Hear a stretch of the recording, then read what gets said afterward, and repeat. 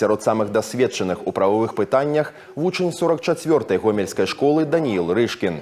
З дзяцінства хлопец марыў пайсці па кроках бацькі і стаць юрыстам. Самыя улюбёныя кірункі ведаў – правазнаўства і пракуратура. Даниил упэўнены, што для яго удзел у Алімпіядзе выдатны шанс заявіць пра сябе.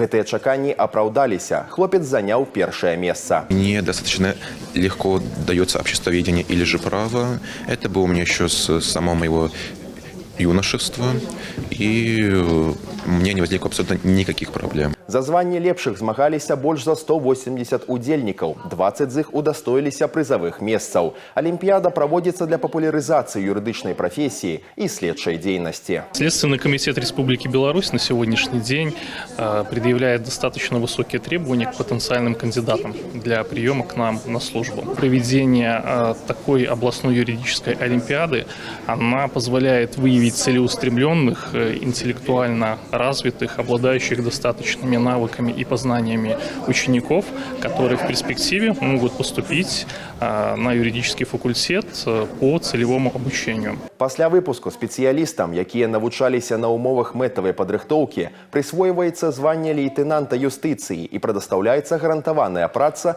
ў следчых падраздзяленнях Гомельскай вобласці.